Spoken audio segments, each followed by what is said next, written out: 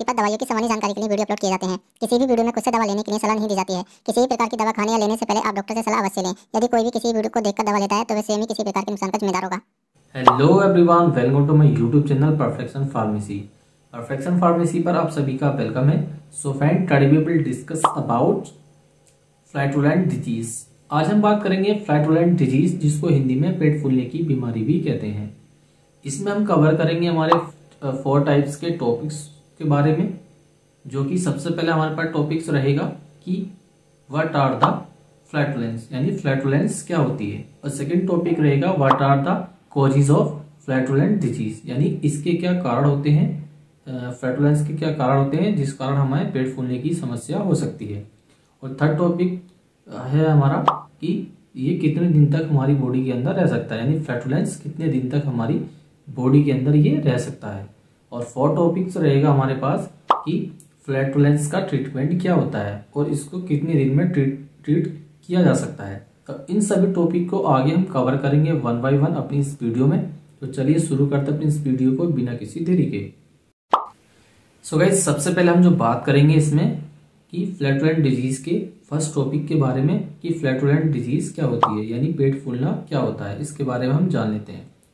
तो फ्लैटुलेंस को, पेट फूलने को हम फ्लैटुलेंस भी कहते हैं, या फ्लैटुलेंस को हम पेट फूलने की बीमारी भी कहते हैं।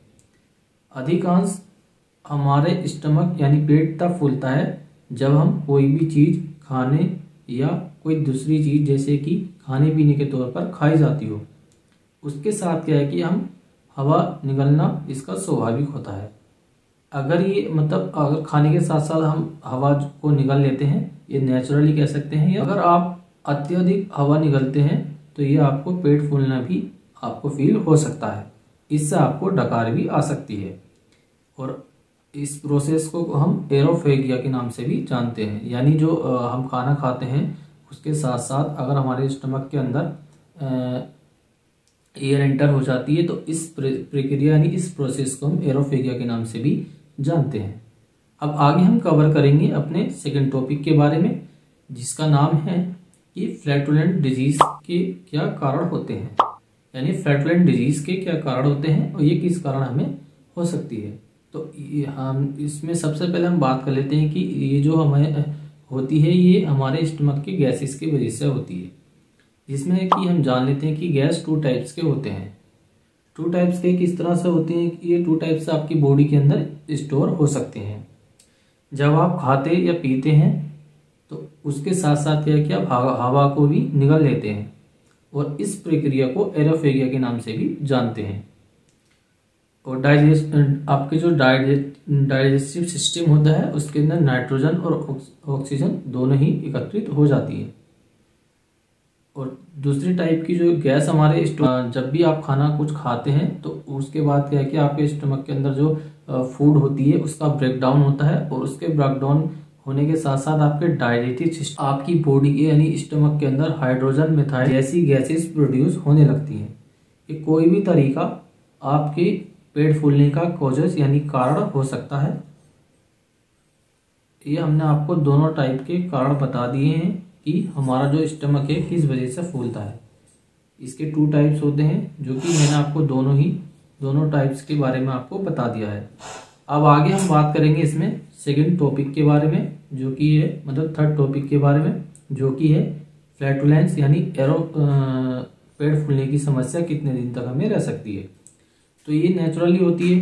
पेट फूलने की समस्या जो है कि आपकी ये डाइजेस्टिव सिस्टम से जुड़ी होती है, यानी अगर आपके डाइजेस्टिव सिस्टम ठीक नहीं रहेगा या आपको गैसेस की प्रॉब्लम्स रहेंगी तो उसमें क्या है कि आपको ये तब तक आपको पेट फूलने की समस्या हो सकती है। अगर आपकी स्टमक के अंदर गैस नहीं प्रोड्यूस होती है या नहीं बनती है तो इस कंडीशन में क्या है कि आपको पेट फूलने की बीमारी नहीं हो सकती। अब आगे हम बात करेंगे इसमें इसके ट्रीटमेंट के बारे में कि फ्लैटुलेंस की ट्रीटमेंट क्या होती है।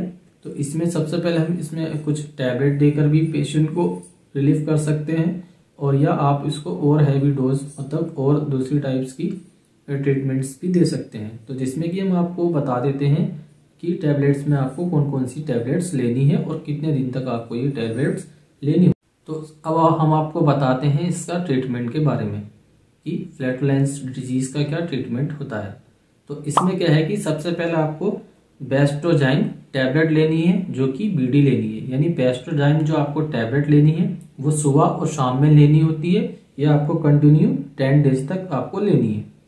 और सेकंड में जो आपको टैबलेट या सेटिव जो टैबलेट है आपको सुबह दोपहर शाम 3 टाइम में आपको ये कंटिन्यू 10 डेज तक लेनी हो। थर्ड टैबलेट लेनी है और काइनेटिक्स लेनी है, जो कि 5 mg में आती है, और ये भी आपको TDS के फॉर्म में ही लेनी है। यानी काइनेटिक्स 5 mg की जो टैबलेट है ये आपको TDS के फॉर्म में, यानी सुबह दोपहर शाम, ये भी आपको 3 आपको एक टैबलेट और लेनी है, जो कि है आपको अल्बेंडाजोल। अल्बेंडाजोल आप हफ्ते में 1 टैबलेट ले सकते हैं, जो कि आपको बेड टाइम पे लेनी है, यानी कि लेटते समय लेनी है, और मीठे दूध के साथ यानी स्वीट मिल्क के साथ आपको अल्बेंडाजोल जो टैबलेट 400 mg है। कि अगर आपको ज़्यादा ही आपको प्रॉब्लम्स होती हैं तो आप लिक्विड की साइड भी जा सकते हैं, जैसे कि आपको गैसोफास्ट होता है या इनो वगैरह होते हैं, आप इसको भी ले सकते हैं, जिससे क्या है कि आपको इंस्टेंट रिलीज मिल सकती है गैस से। अगर आपका ये जो हमने आपको 4 टाइप्स की गिनी, इतना ही। मिलते हैं नेक्स्ट वीडियो में। See you, take care, bye, thank you for watching us. अगर आपको मेडिसिन से रिलेटेड किसी भी टॉपिक पर वीडियो चाहिए तो आप हमें कमेंट सेक्शन में जरूर बताएं। Thank you, 1 second. जय हिंद।